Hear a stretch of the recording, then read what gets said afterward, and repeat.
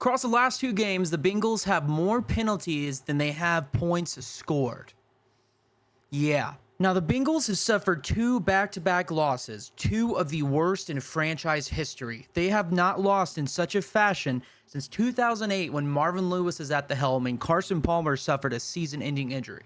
This is Chance with Cover 3 Sports, and I just have to share my thoughts and feelings on what's happening this season. Bengals fans such as myself are no stranger to watching bad football, and this is feeling all too familiar. For me, however, this time feels different.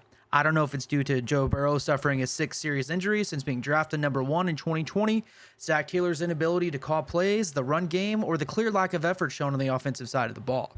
Truly, I think for myself, it's a mixture of all of the above. I have a lot of frustrations with this team currently, and it starts at the top. Ownership shows a clear disconnect from the team that flows all the way down to the fan base.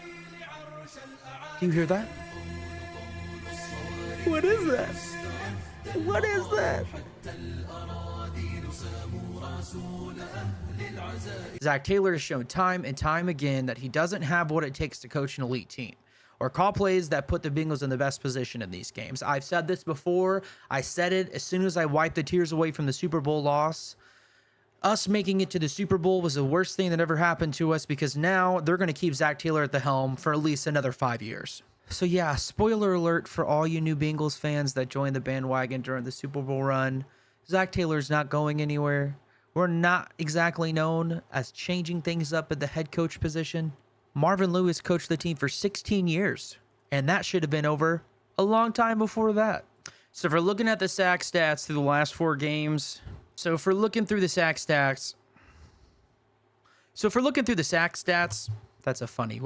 sack stats. If we're looking at the sacks stats through the first 4 games of the season, week 1, Joe Burrow was hit 3 times. Week 2, Joe and Jake were hit 3 times. Vikings game, don't even get me started, sacked 4 times. And in week 4 against Denver, sacked 3 times. That doesn't even begin to describe what actually happened in that game, the amount of pressures and blown blocks, the run win rate percentage, the pass block win rate percent. It's all bad. It's all bad. It's hard to find those stats this early in the season. Usually you get those season-long stats, but it's bad. It's bad. And you're just gonna have to take my word on that.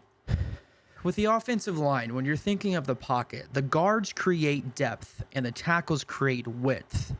Something that neither the guards or the tackles are able to create at all this season. The amount of times that he was pressured and sacked last week on a 3-man rush is absolutely inexcusable. Were there throws that any NFL quarterback should be capable of making that he did not make? Absolutely. Do I think he'd be a starting quarterback on another team? Absolutely not. But everything that's happened so far isn't completely on Jake Browning.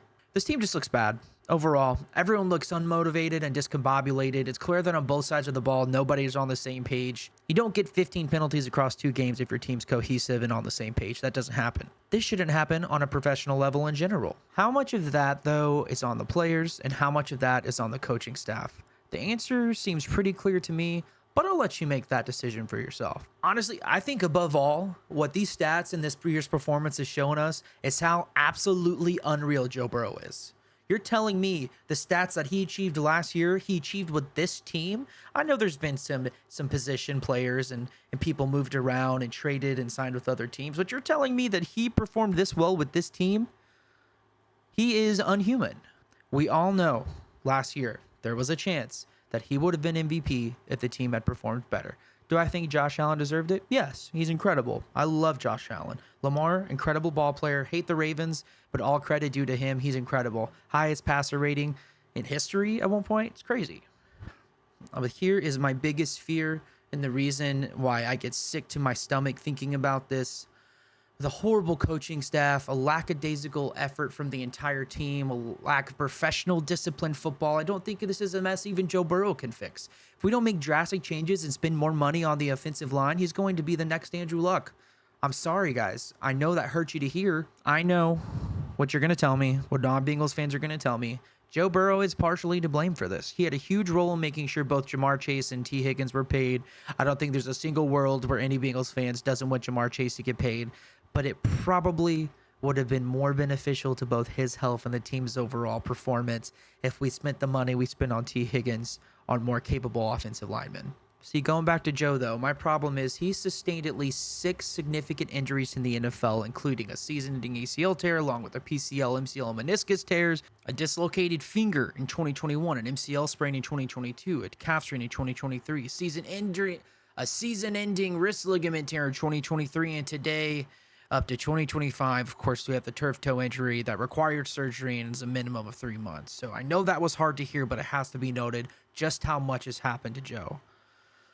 My last whine, gripe, whatever you want to call it, it's going to be about the run game. This is the worst run game in the entire league. I've witnessed us struggling to run the ball in the past, but this is a whole new level of stinker. So much so that she's also pissed about it. Week 1, 46 yards rushing. Week 2, 48 yards rushing. Week 3, 53 yards rushing. And Week 4, 53 yards rushing. There's no point in which that is acceptable. Our offense is designed to be pass heavy, but you can't rely on a pass-heavy offense if you don't establish the run game, because that makes your offense predictable. We also shouldn't have Jake Browning throwing 30-plus times a game. That's not going to win you a ball game.